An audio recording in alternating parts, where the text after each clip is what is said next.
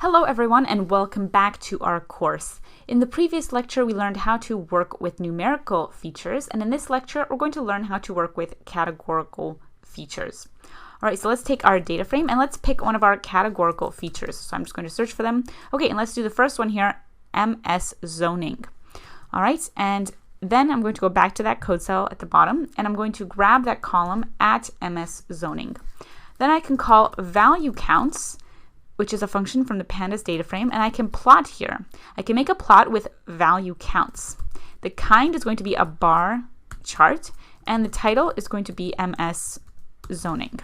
Then I will run this code cell, and look at this. We get, it's very similar to the histogram, but it was just done in a different format because we had to first get the value counts. Because these MS zoning values, they're categorical. They're not numerical on a range. All right, so here we can see the frequency of the MS zoning types. We have here 5 different zone types, RL, RM, FV, RH, and C. And we can see that the most frequent zoning type was RL.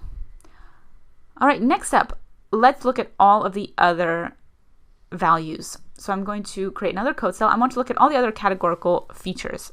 So I'm going to loop through for every feature and let's say subplot in a zip of our categorical features. So we have to zip up all of our categorical features in order to loop through them.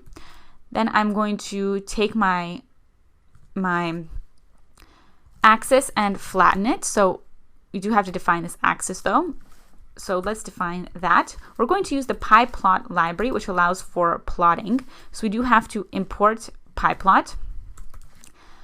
Matplotlib has this sub-library known as pyplot, and it's very commonly used.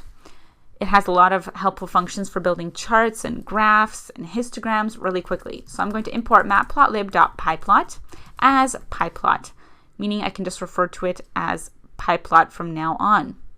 All right, so now we can use pyplot to create what's known as subplots. So we're doing very similar to what we did in the previous lecture, where we're building out multiple histograms, but we have to do it in a different way because we're working with categorical data this time. So I'm going to pass in here, let's say we want 4 rows by 2 columns, and then I'm going to have a figure size of 14 by 14, just like we had in the previous lecture. All right, and then I'm going to save this. The result is going to be a figure and my axis, because that's what this subplots function returns. And if you're interested in learning more, just look at the documentation for pyplot.subplots by searching it up. All right, then I'm going to take my data frame and add the current feature, and remember I'm looping through all of the categorical features. I'm going to get the value counts again because that's how I can create a histogram to see the frequencies. I'm going to do plot again. I'm going to again create a bar plot. The ax argument goes into that plot function, and it's going to be my subplot, and the title is going to be the feature. All right, and then I can run this code cell and we will see our results. Okay, look at that. Now we have a different plot for each of our categorical features. Now they're a little bit smushed together though, so let me just increase the figure size. Let's do 20 by 20. Then I'll run this code cell again, and it should be easier for us to read. Okay, great. Yeah, it's a lot easier to read now. Okay, awesome. So let's analyze these. So we have MS zoning. We already looked at that. We have lot shape next. We can see that we had 4 different lot shapes, and we can see the most frequent one was regular. So you can see because we don't just have a regular numerical scale on the x-axis, but we have categories, that's why we had to do this thing where we had to get value counts and then plot them. Then we can see neighborhood. So we have the name of different neighborhoods like Sawyer and Weems, and we can see the most frequent neighborhood where houses were sold was Names. Then we also have central air, yes or no, and the most frequently sold houses were those that had central air. Then we had a sale condition, and we can see that the most frequently sold houses had normal sale condition. We had month sold. The most frequent month where a house was sold was number 6 here. So that would be June. All right, then we had year sold. The most frequent year sold in this data set was 2009. Now this data set went from 2006 to 2010. And it's possible that if it cut off halfway between 2010, then that's why 2010 is the least. So you have to keep that in mind. You have to keep in mind, is my data reliable, or could there potentially be an error? Then we just have an empty grid here, and that's just because we had a 4:2 subplot size, and if we didn't fill anything into that subplot, it was still created, it was just left as empty. Awesome, and that is how we can visualize categorical data. So you can see it's similar to numerical data, but there are some differences. All right, next up, let's go ahead and get some more insights. All right, let's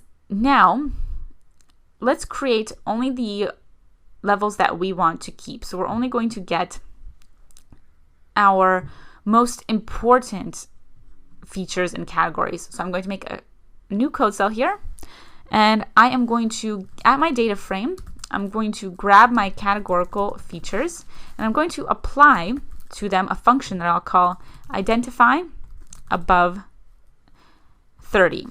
Then my axis I will set to 0, where I want to apply that. Now we do have to define this function, identify above 30, and I'm going to pass in a series into this function.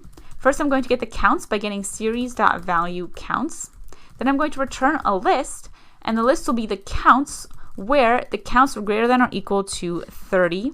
Then I'll get their indices. And that's because I only want the important features where counts were greater than or equal to 30. Then the result of this, I'm going to say to keep, because everything else that is less than 30, I don't need, because it's not important to my visualization, not as important at least. All right, then I'm going to loop through every feature in my categorical features, and I'm going to take my data frame and assign it to equal my dataframe.lock function, and I want to get the data frame at the feature, and I'm going to check if it is in the to keep at the current feature. So if the feature is not inside of the features to keep, so we can call this features to keep, in fact, just to make it a bit more clear. If the feature is not inside of features to keep, then we won't add it to our changed data frame. All right, and let's see the shape of our data frame after that. We'll call dataframe.shape.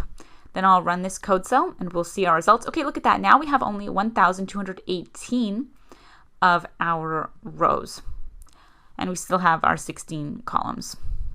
Okay, now let's plot out our results after this cleaning. So we're going to remove any of the different types or categories that were not important. So I could even call this categories to keep, because that's a bit more descriptive. Categories to keep, because we're still keeping all of the same features, but we're just removing some of the categories in those features. All right, awesome. Okay, now let's visualize this so you can actually see what we did. So I'm going to loop through all of our categorical features again. So I can actually just copy what we did earlier, just copy all of this, or of course you can turn it into a function if you want to reuse the code. So we're just going to loop through all of our categorical features again, and we're going to plot out a bar chart of frequencies. I'll run this code cell and we're going to see the results. Okay, so look at this. Now we have our graphs after they have been cleaned. So we can see that we've removed any of the categories that are not important for our data analysis. And that's because some of the categories didn't have that much data, so we just removed them. And that is how we can analyze categorical features and also perform some basic cleaning. All right, next up, we're going to learn how we can find relationships between our features. That will be a new section, so head on over there.